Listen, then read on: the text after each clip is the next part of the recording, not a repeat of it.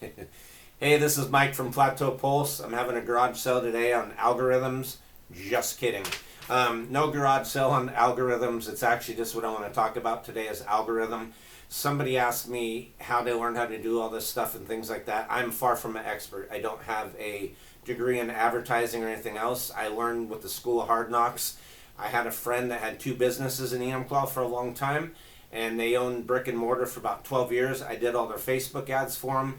So I learned the hard way. I learned with spending a little extra money, losing some money, things like that, but we learned. I'm going to try to keep this 5, 6, 7 minutes, so hopefully I can cram it all in. A garage sale, right?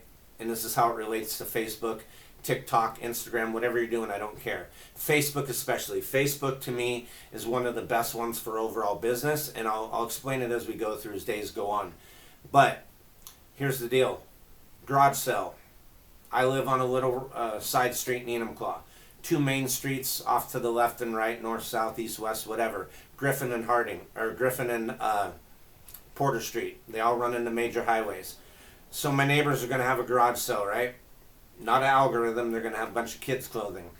Anyways, so what they're going to do is they're going to look for the weather, right? Nobody wants the garage sale like yesterday when there was thunder and lightning. So they're going to look for the weather. They might have to postpone it.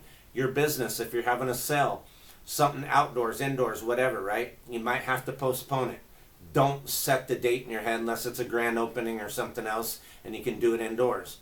2, don't put the ad out the night before. There's some people that get tired of what's in their garage or in the extra room or whatever, and so they're like, we're going to have a garage sale tomorrow. Plan it a little bit. Do it a week before. And most importantly, just like the garage sale signs, make sure they're visible. You're not just going to put one in your driveway if you don't have a lot of traffic. You're going to put one in your driveway so they know what house it is. Then you're going to put some signs out there on the main roads, right? Because you want your traffic to come in. Okay, well then what happens if there's a detour? We all went through the bridge fiascos and all this other stuff. So if there's a detour, you got to make sure that you're detouring the traffic to your place, right? Clear instructions if there's a detour. So you might have to put your signs out a little farther down the road for the detour. Okay, how's it relate to Facebook? Facebook ads. Years ago, the algorithm, you could have 50 followers, put up an ad, and you'd get 10,000 views. Fast forward to after Facebook went public and all these other people, they're no different than me. I eventually want to make some money with this, and I actually put some pricing out there to put my feeler out. The algorithm, they shut down the algorithm or they control it. So if your ad don't go out far, what's your other backup plan? To paid boost it, right? Pay for advertising. Okay, there's ways around it. There's a ton of different free giveaways you can do that will boost it, and I'm going to go into that in a different video. But let's say, just for sakes, you have a sale that's coming up, a grand opening or whatever. You post your ad. Post your ad at least a week before. And let's say you got a coffee stand, right? That's probably the least expensive thing, even though I know coffee's getting expensive. I got one today I even gave a free shout out to Espresso Yourself. Anyways, what you want to do is, let's say you have a coffee stand and it's a $6, $7, $8 coffee. If you knew you're going to have a sale and you're trying to bring in hundreds of customers, it makes sense to spend one coffee to bring in your customers, right? So we'll say $7. Your sale is next Sunday, so you don't put your ad out the night before. You put your ad out at least 7 days before. If you can do a month before, whatever, but then you're going to have to throw a little more money into it, because 30 days from now, people don't know what they're doing. Most people don't know what they're doing 30 minutes before. So let's say 7 days right now is our marker. So $7. So you put your ad up on Facebook on a Sunday, and then there's a little box that shows up that says boost post.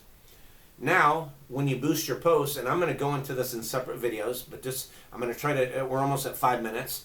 So you put your ad up, it says boost post. Now it says how much money do you want to throw at it? Well, I want to throw $7 at it. Don't throw $7 at it at one time.